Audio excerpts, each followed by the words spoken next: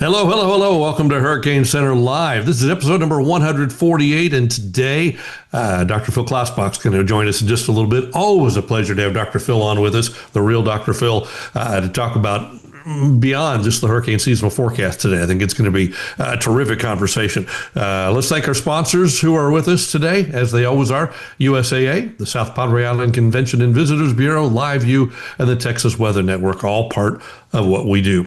Let's go to somewhere around Houston and Bill Reed. Bill, good morning. Is that the lake behind your house there? That's what it'll look like when one of Phil and Hal's massive storm surge comes into my neighborhood. We're probably above where the water will get, but not that far away from where it would. Anyway, I'm up here where the dew point's kind of low this morning, about 73. The dry line must be between me and Hal. Really comfortable where you are. Hal, you're a little closer to the water. What's it like in Galveston? Yeah, a little closer to the water here on Galveston Island. Elevation, I don't know, maybe 9 feet this morning. I'm in downtown. Great to join you guys. Well, it's good to have you along, both of you. Always, Hurricane Center Live is ranked number 4 among natural disaster podcasts. Did you know that by FeedSpot? That's pretty cool, right? Yeah.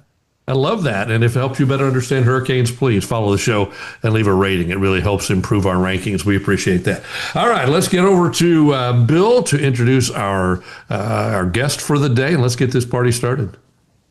Great. Well, I've known Phil since he was tagging along with his mentor and the well-esteemed Dr. Gray back in the day, and he's done a great job of carrying on the forecast tradition. But what a lot of people don't realize is the a great amount of very interesting research that is done on the tropics and other things at Colorado State University. So instead of a forecast talk today, we're going to find out some of the research that our good buddy Phil has been up to out there in the mountains in between hikes. So Phil, welcome to the show.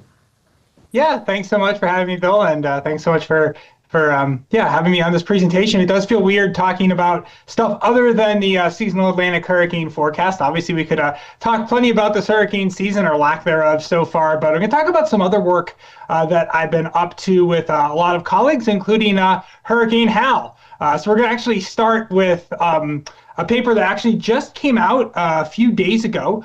This is some work that I did with Hal and a bunch of other collaborators. And so there's been a lot of work done on, how should we categorize hurricanes? And historically, hurricanes have been categorized using the Saffir-Simpson hurricane wind scale. It's been that way since the early 1970s. But I think there are some potentially metrics that are better for categorizing hurricanes than using the maximum sustained wind.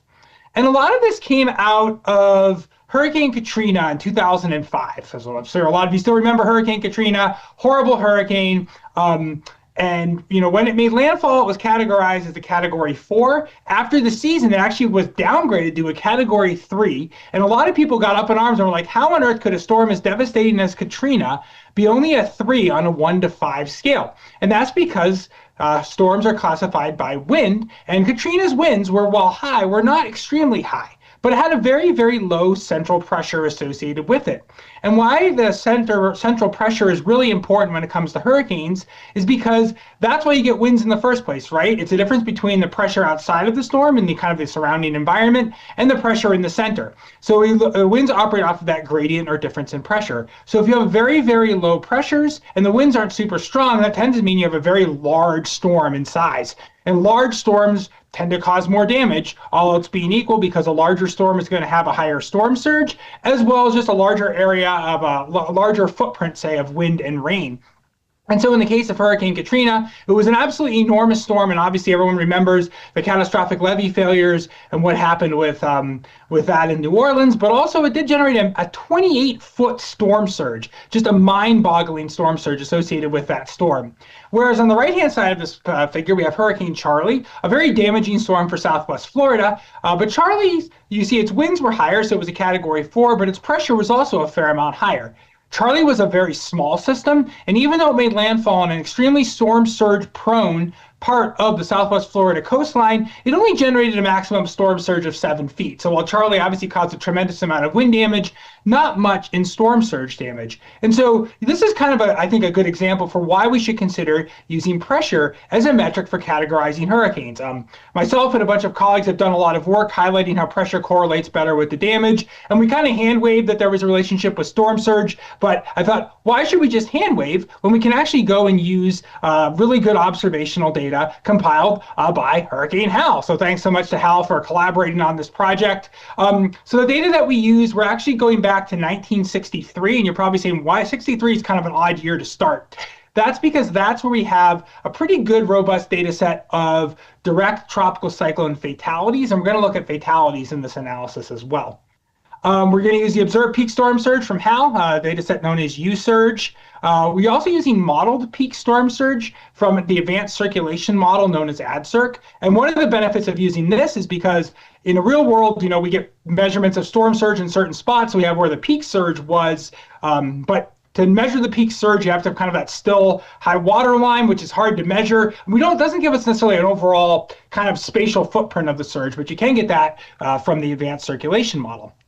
We're going to use normalized damage, which is basically the damage that the storm caused at the time, adjusted to how much damage that storm would likely cause today. Basically take the historical damage and adjust for inflation, changes in population, as well as wealth. So you can think of it as basically the increase in exposure along the coastline.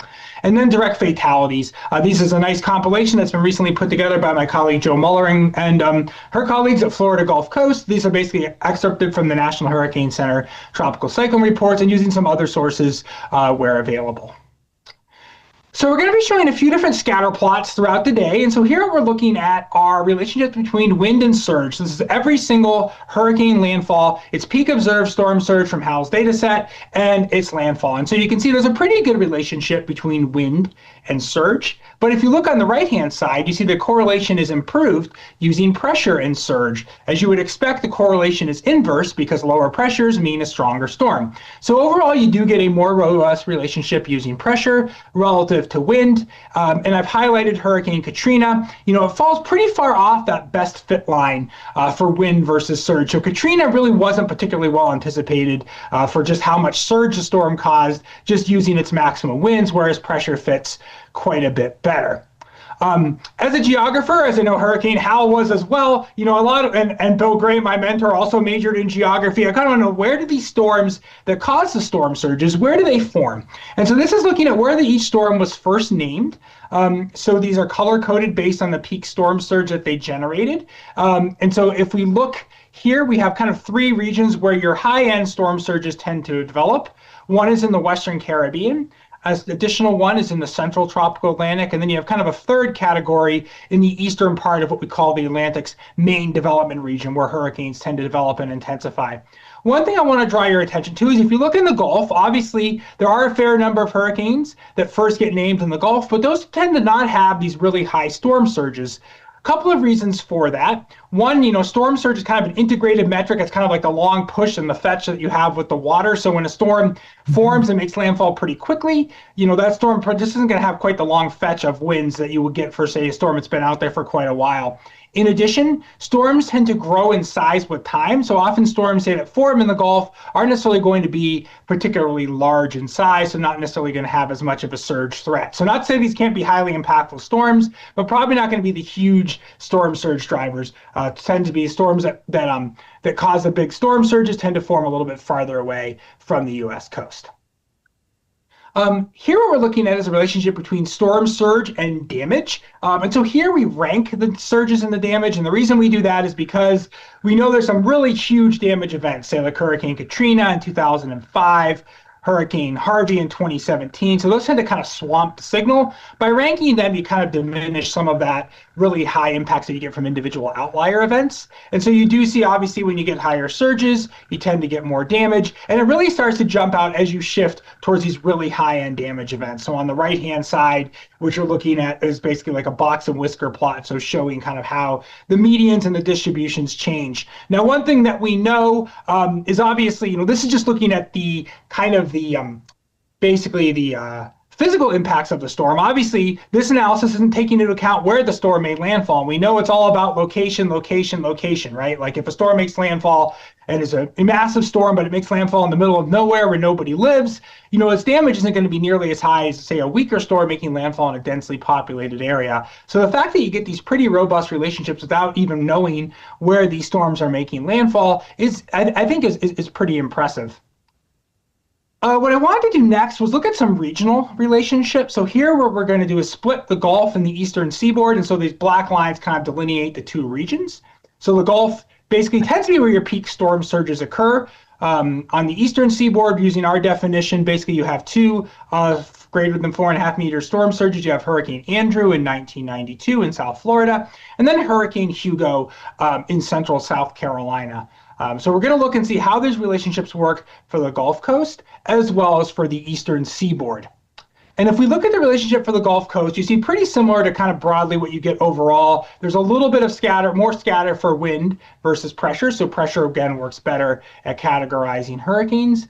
But we really see a pretty marked improvement for the eastern seaboard. You see a pretty broad spread in the surges versus for wind, whereas for pressure, it fits a lot better. And a lot of this is that, I grew up in the Northeast US and Massachusetts, and so these storms, as they get into higher latitudes, they tend to expand in size. And so the maximum winds aren't necessarily a great measure of kind of the damage that these storms may cause. You really want to look at the pressure, because sometimes these storms are kind of big and sprawly, and they may only have, say, 80 knot winds, but they may have a pressure of like 950 millibars and be huge surge events. So I would argue that, kind of your typical Category 1 hurricane in Texas is going to be very different potentially for a Category 1 hurricane making landfall, say, in North Carolina or New York.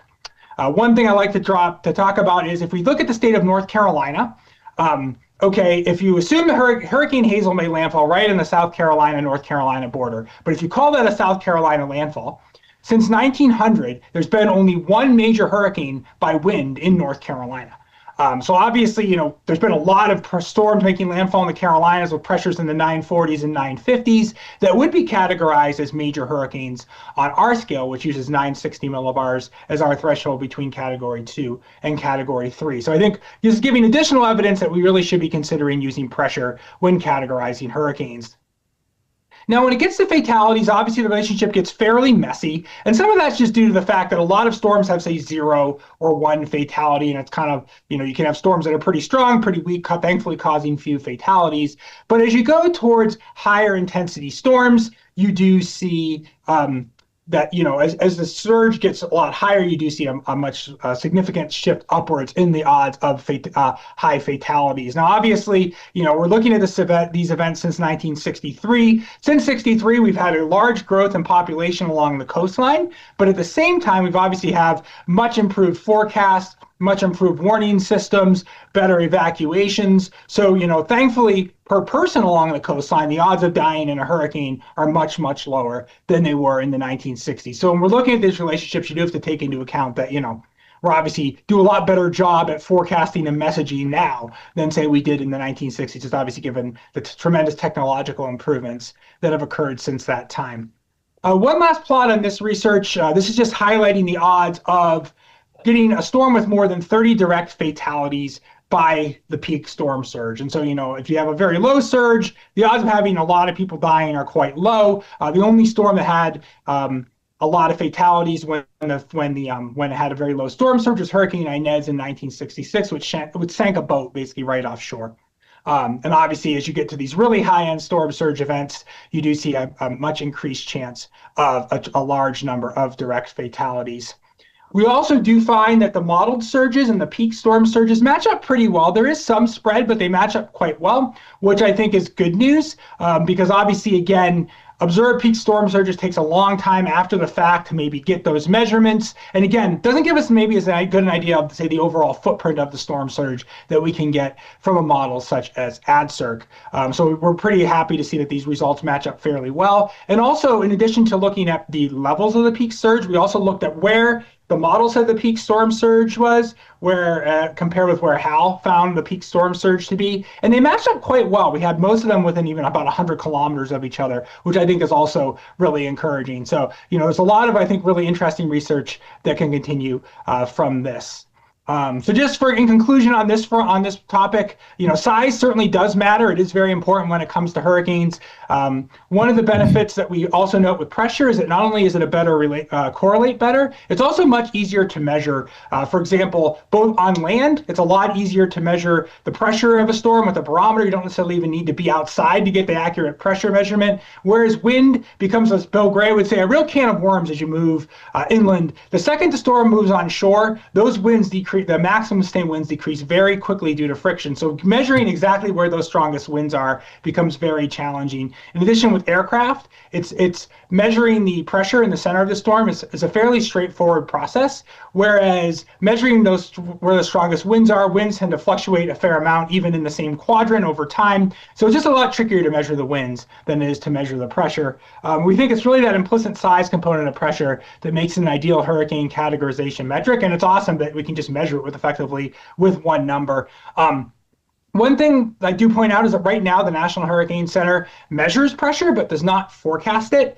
But some work that I've done with colleagues led by Dan Savas shows that pressure, you can forecast it using the radius of 34 knot winds, the maximum sustained winds, and the latitude, which is all information that the National Hurricane Center does forecast. So this is something that we could use in a forecasting sense as well.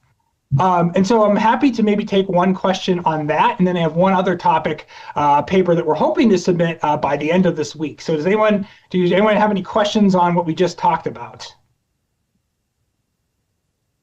Bill, go ahead, or Hal. Oh, yeah, I was waiting for Hal to jump in there. Yeah, right here. Phil, I mean, love the research here. It was a joy to work with you on this. I mean, how could this relate to better communication and decision-making along the coast? Like where I live, people say all the time, I only evacuate for Cat 3s. This type of research, how could that maybe reframe some of that thinking?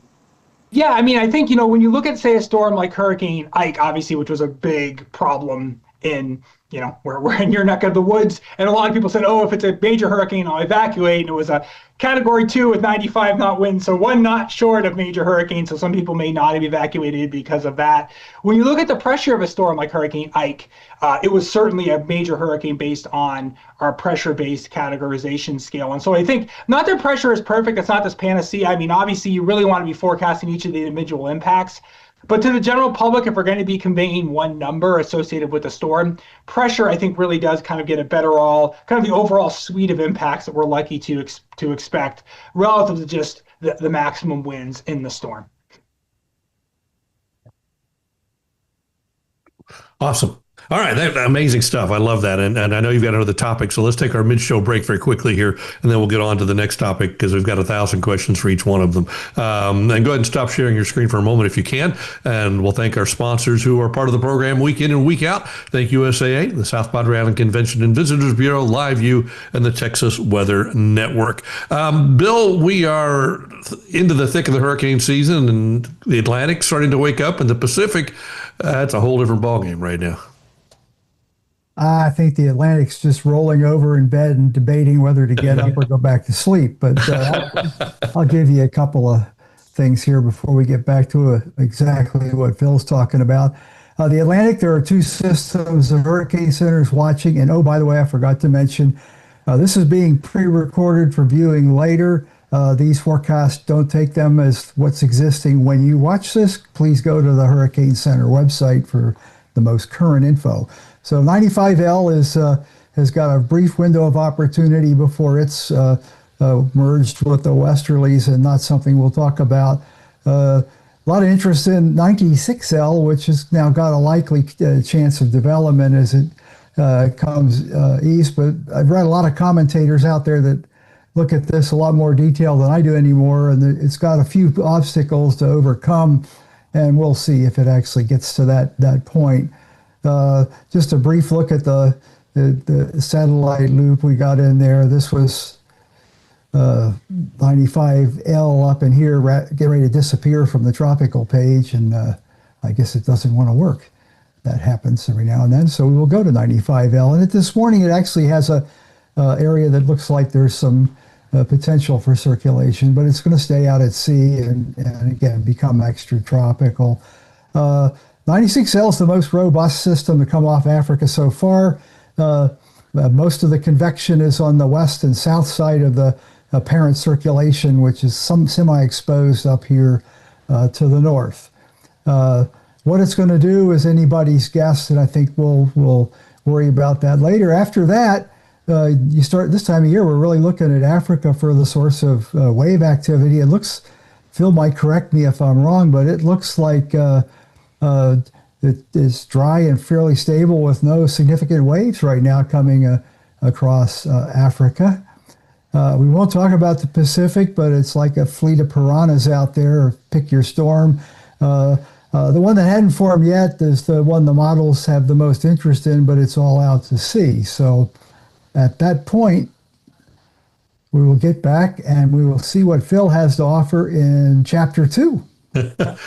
That's a lot. But before we get back to you, Phil, Hal, you were part of that research, and you're going to talk about that on your GeoTrek update, right?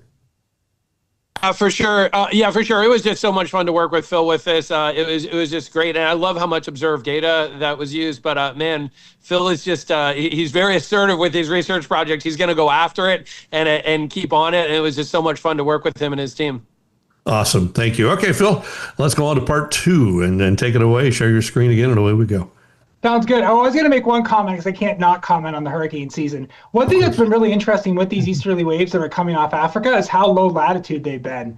The ITCZ just isn't moving very far north. The intertropical convergence zone has stayed pretty far south. Like this wave that just came off is like 10 north. Usually this time of year, there should be more like 14, maybe 15 north. Bill Gray used to always say, if it rains hard in Dakar and Senegal, that's when you really want it. Those are the waves that you really got to be concerned about at the peak season. So it's interesting. The ITCZ just really isn't moving very far north, which is kind of a typical El Nino sign. And just kind of another sign that probably this season is going to be, fairly quiet overall. So couldn't not comment on that.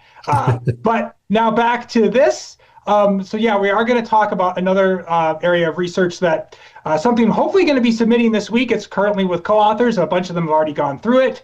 And so this is taking that tropical cyclone fatalities data set that I talked about briefly earlier, and then looking at how that's modulated by El Nino Southern Oscillation, as well as the Atlantic Meridional Mode. And so some of the reason for this is that, we always emphasize with each of our seasonal forecasts that it only takes one, right? It only takes that one storm making landfall to be a bad day for you. But I do want to point out that, it's not that a lot of fatalities is completely random. In general, busier seasons do have more fatalities. And so just to start, this is a plot of these direct fatalities since 1963. You see basically there's not much of a trend. It's pretty much flat, which I think is really a testament to better forecast, better messaging, because obviously we know there's a whole lot more people and a whole lot more stuff in harm's way now than there was in the 1960s. Huge growth in exposure along the coastline. Bill Gray used to always say it really started to skyrocket in the 1970s because that's when air conditioning became affordable and it became a whole lot more comfortable living in places like Texas and Florida in the summer than prior to that time. To point out, though, there are these 3 years that really jump out for fatalities. You have 1969, most of those from Hurricane Camille, 2005, most of those being from Hurricane Katrina, and then 2024, most of those being from Hurricane Helene. So we want to kind of look and see, what are there climate modes, are things that kind of tip us off to whether the season is going to have a large number of fatalities or not? So really, are they related to large-scale climate, or are they just kind of random? Then we're going to look at a couple of different climate modes. I'll talk more about those in a minute. And then we're going to focus on how about storms forming in the Atlantic's main development region. That's the region where most of the major hurricanes that form in the Atlantic, where they tend to go. And we would think, given especially the impacts that these climate modes have are typically strongest in the tropics, that we would find the impacts on the fatalities, most of them deriving from these storms that form at lower latitudes. So we're going to again use this direct fatalities data set from Joe Muller. We're using the historical National Hurricane Center's best track data set. So it has the tracks and the intensities of all the storms going back all the way to 1851. We're going to use plotted data or observational data from the European Center's latest reanalysis product, which is a really cool kind of representation of what all these different large-scale fields like winds, pressures, temperatures, what those look like every day, going back all the way to around 1940. We're going to use NOAA's new Relative Oceanic Nino Index to classify El Nino and La Nina. This index is pretty cool. Basically, what it does is it takes the water temperatures in the eastern tropical Pacific, the region that NOAA focuses on for El Nino, and then differences from the tropical mean, which helps to kind of remove any signal from long-term warming. And we're going to use the Atlantic meridional mode, meridional because it's in the north-south direction.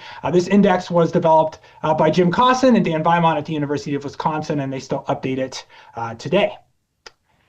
So to kind of pick our years, you're taking the top 15 and bottom 15 years for ENSO and the Atlantic meridional mode, or AMM. If you're interested, these are the breakdowns. So NOAA's definition of an El Nino is basically half a degree Celsius or more warmer than normal. La Nina is basically minus half a degree Celsius or colder.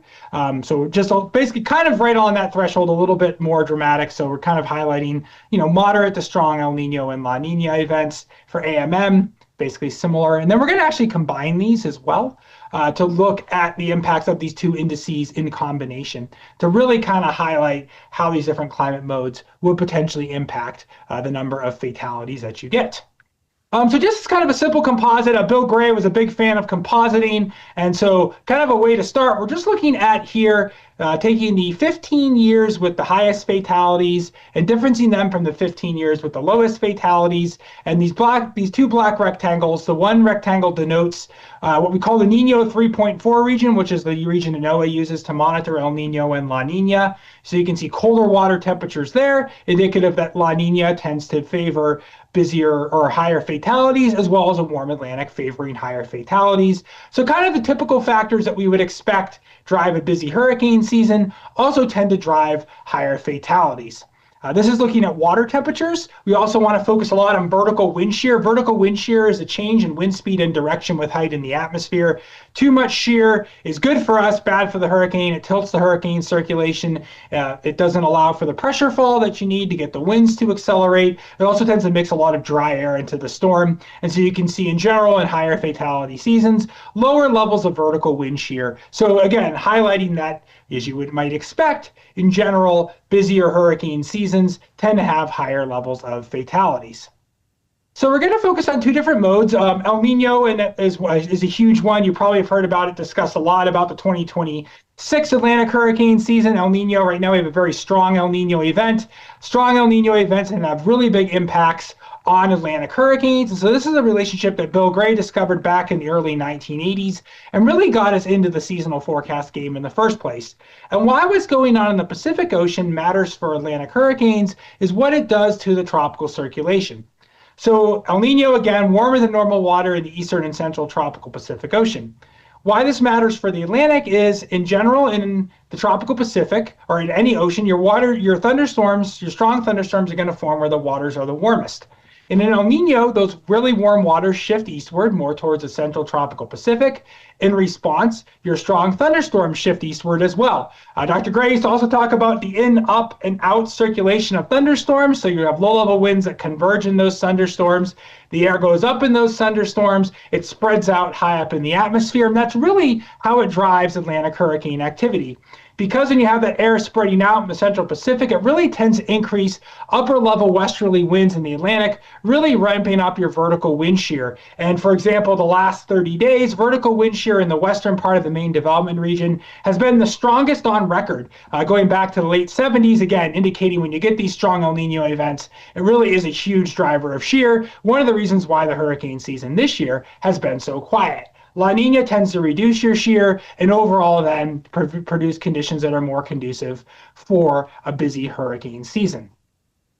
So what we did first was look at the relationship between El Nino. So El Nino Southern Oscillation, or ENSO, is basically the oceanic component, and the Southern Oscillation is the atmospheric component. So getting into kind of that in, up, and out circulation you get in the atmospheric response. So here we're looking at our box and whisker plot, so showing the distributions of the fatalities. So the line in the middle is the median, the white triangles are the means, and then the whiskers are the 95th to 95th percentiles of these distributions. And you can see that in general, you do see more fatalities and especially more tropical cyclones causing direct fatalities in La Nina relative to El Nino. So obviously you can get significant hurricanes with a lot of fatalities in El Nino, but the odds do certainly favor more fatalities in La Nina. In this paper, we didn't spend a whole lot more time looking at neutral cases, but obviously you can see neutral, there's a huge distribution, right? The median goes down a bit, but there's a big distribution shift, highlighting how just, kind of anything goes in a neutral year. So when you have neither El Nino nor La Nina, likely indicating then, if that's the case, that what's going on in the Atlantic becomes extremely important. So what we did next was look and see, again, kind of that geographical focus. Where are these storms that are causing direct fatalities? Where are they forming? And if we look at El Nino years, we see that, you see kind of a shift in that distribution, right? Where storms tend to form more at higher latitudes preferentially than in La Nina. And so, for example, if we compare here, we compare La Nina to El Nino, we see that there's about 2-to-1 difference in the number of TCs causing direct fatalities, but the number of tropical cyclones forming in the main development region is over 3-to-1 difference. So really highlighting how this distribution shift, or basically where the storms that are causing the fatalities is coming from, the big differences we get are from storms forming in the main development region, just not very many in El Nino when compared with La Nina. And keep in mind, we have 15 years in both samples, so we have the same number of seasons going into each of these distributions. As you might expect, La Nina has a lot lower shear than does El Nino, obviously verifying what Bill Gray showed over 40 years ago.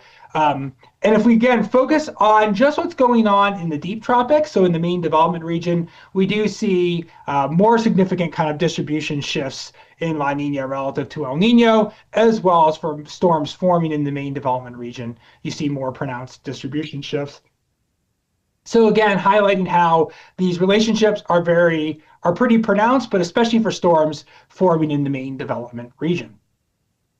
We did a similar analysis with what's called the Atlantic meridional mode, and meridional so named because it's what goes on in the north-south direction. So a positive phase of the Atlantic meridional mode tends to be associated with busier Atlantic hurricane seasons. You have a warmer northern tropical Atlantic, more fuel for storms. You tend to have weaker low-level winds out of the west that help kind of spin up storms, as well as reduced levels of vertical wind shear. So you can think of this positive Atlantic meridional mode as generally being very favorable for Atlantic hurricane activity, enhanced rainfall in places in West Africa, again, favoring more robust African easterly waves, or basically seeds for potential development in the Atlantic.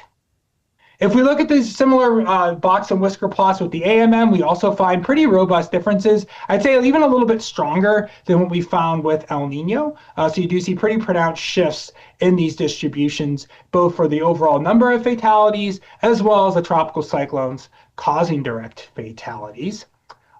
We did a similar analysis here to what we did with ENSO, so looking at storms forming again in that main development region. And when you look at this, obviously you can see, if you had to pick which AMM phase to be in, you'd obviously want to pick negative if you're looking for, less likely impacts. Obviously, especially in the main development region, we look at 25 in the positive AMM versus only 5 in negative AMM. So not that you can't get significant impacts, but certainly when you have a warm Atlantic, northern tropical Atlantic, that really does favor more significant impacts from tropical cyclones and more fatalities. Kind of similar to what we see with El Nino, the shear signal is pretty robust as well. Reduced shear in the Atlantic when you have a positive AMM. And so overall, we do find that we see a lot fewer fatalities for storms forming in the main development region, as well as a number of storms forming in the main development region when the AMM is positive relative to negative. Again, kind of like we saw with El Nino, the neutral phase tends to be a little broader distribution, highlighting how, especially say you have a neutral ENSO and a neutral AMM, that was probably a key chance where you actually have a little bit less predictability, both just in overall seasonal hurricane activity, as well as the number of storms, say, causing direct fatalities and the overall number of fatalities. We do see even a stronger relationship when we combine the two. So if we say negative AMM and El Nino versus positive AMM and La Nina, you get a 7-to-1 difference in the main development region.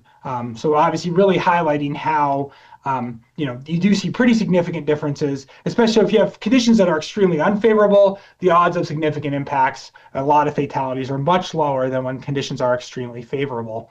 And as you might expect, when you combine these two modes, you get really strong shear differences, especially in the Western Atlantic. Caribbean becomes a lot more conducive when you have La Nina and a positive AMM. So if you think about a year, say like 2020, where we had a La Nina and a very warm Atlantic, obviously extremely busy in the western part or in the Caribbean that year. One final box and whisker plot, when you combine them, obviously you see really pronounced differences. So again, highlighting how when all systems are go and all systems are really not go, that's when you see your biggest distribution shifts. So kind of highlighting how we can take, say, seasonal forecasts and potentially even say that these can actually cause differences in the number of direct fatalities. So again, these are all odds things. It's not to say that you can't have a season that's completely very, very junky from a climate perspective, say a year like 1983, very quiet season, only had 4 storms all year, but I'm sure Bill can talk a lot about Hurricane Alicia that year and all the damage that it caused in a very otherwise quiet hurricane season. But in general, when the large-scale climate is TC conducive, we do see increased numbers of direct fatalities with both ENSO, which is Pacific-centered, as well as the Atlantic Meridional mode, which is Atlantic-centered, significantly impacting the number of fatalities. And it's most significant for storms forming in the main development region. And when they're combined, they really are become pretty powerful predictors of direct fatalities. And so with that, I will stop sharing my screen and I'll try to answer any other final questions. But this is work that we hope to be submitting in the next 3 to 4 days. Excellent. But I guess the question I would have is, this is fascinating work. What future work do you have planned to continue on this line? Yeah, so when it comes to fatalities, we would like to do more of a deeper dive into individual components. So this basically said, so when you're talking about direct fatalities, these are fatalities that are directly ascribed to the storm. So it's basically kind of like your canonical like storm surge, inland flooding, and wind, and rip current. What we'd like to do is start looking more at, okay, for individual storms, like the percentage of those fatalities that were, each of those causes, to try to kind of get at, I think even with climate modes, there maybe there's, I think maybe inland flooding may have less of a relationship potentially with some of these modes than say like wind or surge, because inland flooding can be from weaker storms. Obviously, you can go back to a storm like Tropical Storm Allison, which was a very weak storm, not much in terms of winds, but obviously a tremendous amount of rain and a lot of inland flooding. And obviously, we can also go back to a storm, the big driver, the big fatality event that kind of was the exception that proves the rule, as Bill Gray would say, was 1972 with Hurricane Agnes, which reached hurricane strength, but most of its damage was when it was a tropical storm, but obviously catastrophic flooding in the mid-Atlantic. So I would suspect inland flooding may be less of a relationship with some of these modes than, say, the wind and the surge components. Yeah, because some of them were big like Agnes, and some of them were fairly small like Amelia and Claudette, two that I wrote. Yeah, so it's and of course, one of the challenges is obviously we want to have a large enough sample size. So we go back to the 60s, but obviously we know that, there's kind of two forces, right? There's more people moving into coastal areas, which increases that threat, but then at the same time, we do have a whole lot better predictions and a whole lot better evacuation planning now than we'd say did in the 60s. So at least right now, those are kind of like pulled opposite directions. So the fatalities trend is pretty flat. But obviously, when you're comparing a storm like Agnes, if Agnes were to make landfall today, hopefully the fatalities would be fewer just because we have way better inland flooding forecasts and things. But obviously, as we saw with Hurricane Helene last year, even with really good forecasts and overall probably pretty good messaging, we still lost way too many people on that storm. Yeah. Do you anticipate, Phil, ever including some sort of fatality metric in that seasonal forecast based on this research? It's challenging, right? Yeah, I think a lot of it is, a lot of these things are more probabilistic than deterministic. Like we're not going to say, okay, the odds are, but you just see like in general, when you have busier hurricane seasons, you do see that, the odds are shifted. So we always say it only takes one, but I think one thing we try to emphasize with our seasonal forecast is that we don't want to make it sound like, okay, it's completely random. Like in a season like 2026, because the shear looks to be so strong that, not to say that we can't have a significant storm, but the odds are significantly down for, catastrophic damage in the United States, especially in the Caribbean, given how strong the shear is relative to, say maybe a year like 2024, or probably also 2027, when we know we're not going to have this El Nino is going to have gone away. That, the odds obviously next year are probably going to be a fair amount higher than this year. So probably not going to be explicitly forecasting, we expect 71 people to die or something like that, but just kind of trying to highlight, kind of what seasonal forecasts and kind of what these large scale climate modes can do and what they can't do. Obviously you see these big spreads in the distribution. So it kind of changes the odds, but it's not deterministic. Like if these conditions are present, you will or you will not have damage or, a lot of fatalities. Fascinating stuff, Phil. We appreciate you, man. Thanks for all that you continue to do and for doing such groundbreaking research and keeping up the work of Dr. Gray and taking it to the next level. Thank you. We appreciate that. Bill, what did we learn today? Well, I think this is a great documentation of how another metric might be better for categorizing the storm surge, and it's the sea level pressure minimum value of that as a proxy for the size of the storm. I think that's fascinating. Hurricane Hal left some comments as well. We appreciate that. He had to duck out. He had another meeting to go to. But guys, we appreciate it. Great program today. Dr. Phil, always a pleasure having you on. We sincerely appreciate all you do, buddy. All right. With that, we're going to wrap it up. We want to thank everybody for being with us. We want to thank you for joining us wherever you are in the world, on the podcast, on the webcast, wherever you may be. We want to thank our sponsors who are with us week in and week out. USAA, the South Padre Island Convention and Visitors Bureau, Live View, and the Texas Weather Network. Next week, Kurt Avery will be with us to talk hurricane preparedness and clean water. That'll be a great show. We hope you'll join us for that once again. Remember, we're the number 4 podcast now for disaster podcast, natural disaster podcast. Let's climb up that ladder. You can help us do that. Thanks to Dr. Phil. Thanks to Bill Reed. Thanks to Hurricane Hal. Thanks to Alex Garcia back in Control Central. Until next week, stay safe. Bye-bye.